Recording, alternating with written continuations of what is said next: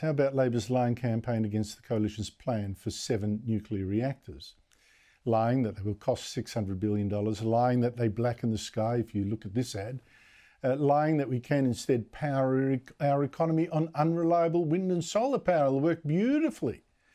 Today, more than 50 Australian nuclear experts, electricity experts, scientists, former politicians and businessmen and so on signed a full-page ad in the big newspapers backing nuclear power and attacking Labor's lies about it and saying to Labor, no, we cannot run a whole electricity system of wind and solar, adding that the current energy policies of state and federal governments are setting us up for failure with unstable energy supply and higher prices because renewable energy is highly variable, unreliable and costly when considering total system costs. Now, I showed you actually yesterday the proof of that, the catastrophic results of having too much wind and solar in Spain and Portugal. On Monday, that caused a total shutdown of the whole electricity system. And experts say that is a warning to Australia. You guys also have this problem in Australia because of the amount of solar that you have there. And AEMO's been doing quite a lot of work to try and see if they can use what they call grid-forming power electronics to try and resolve this problem, but that has been going really slowly, far more slowly than they hoped, and it's why the system operator there has to turn down solar and run gas, not because they need the energy, but they need to have this this technical capability to maintain the alternating current in a proper form. Problem is, the more solar and wind you add to a system, the more unstable it is. It can't handle sudden breakdowns. The whole thing collapses. We saw that. But the Albanese government refuses to listen. From the Treasurer today, we got a total denial of a warning about all this on Sky yesterday from Dr. Patterson, who's former head of Australia's Nuclear Science and Technology Organisation, and also a denial of that full-page ad that Dr. Patterson also signed. I haven't seen that particular letter, but I think the overwhelming weight of opinion recognises, as AEMO does, that the cheapest form of new power is renewable energy.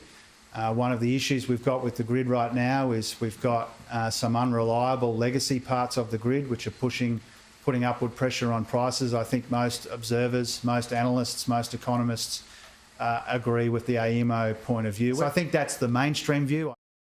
Yes, what would a nuclear expert like Dr. Patterson know that Treasurer Jim Chalmers doesn't know better? Joining me is Dr. Patterson.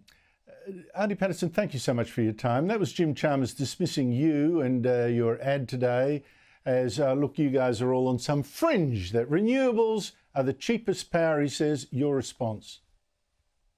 My response is that I would like to meet the experts that he's talking about, because none of them would be able to explain how the grid that he is claiming will work.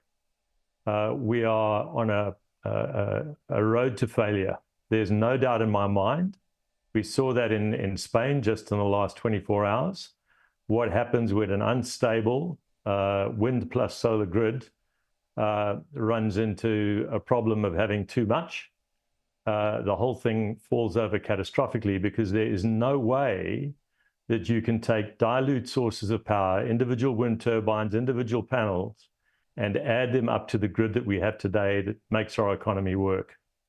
So I believe that the statements that were made by our Treasurer are essentially lies. I'm going to say that publicly now. We have been lied to by the senior politician who takes responsibility for our economy, and I'm prepared to face him in any debate or any expert that he claims to have, and have that debate in public at any time, because it is so dangerous what is happening to our grid that it is worth having the debate in public between experts so that the experts can solve this problem, because every expert who is running the grid that we are trying to run in the way that we're trying to run it knows that it cannot be done. We saw it with Spain, and we will see it. In fact, we're already seeing it in Australia. The prices are going up in unpredictable ways. If the price was meant to be coming down, why is it going up? If it was meant to be minus 275, why is it plus 2750? So there's no explanation coming from the Treasurer. There's no credible person in the Department of Energy prepared to stand up behind this plan. And we need to see the experts that they're claiming that this is happening, and we need to debate with them in the public domain as to why they believe that they are right, but they are wrong. It's deeply dangerous, and it will damage our nation.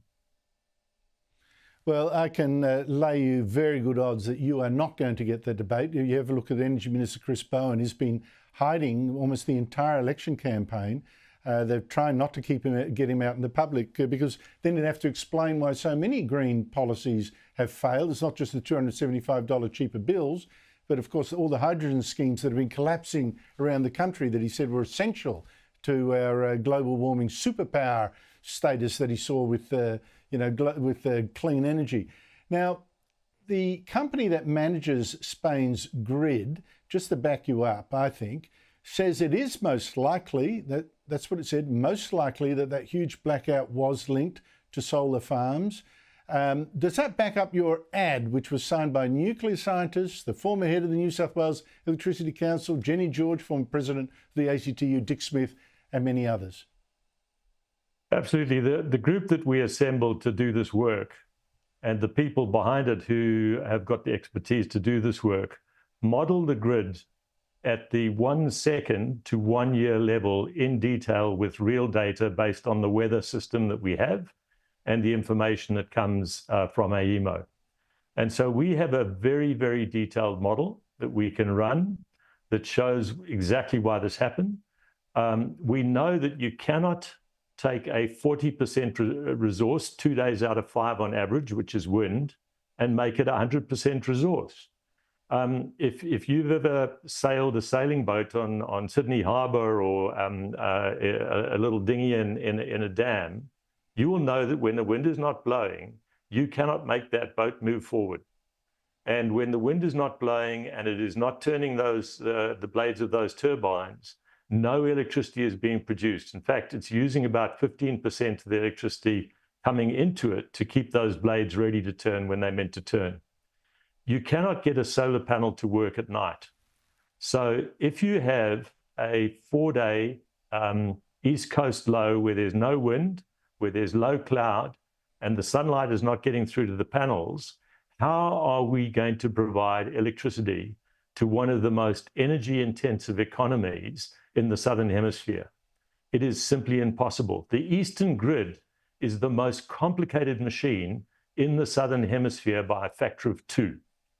And what we've got is we've got people trying to drive this grid on computers in university departments, when in fact it is an incredibly complex, very difficult machine that is filled up with a huge amount of power. And we've got people who shouldn't be allowed out of the kindergarten playground messing about with this thing that is critical to our futures. It is deeply, deeply dangerous to have these people looking after our grid. And it's going to get worse before it gets better, because there's no sign that the signals are getting through to the senior bureaucrats or to the politicians or to the people who advise the people in small rooms.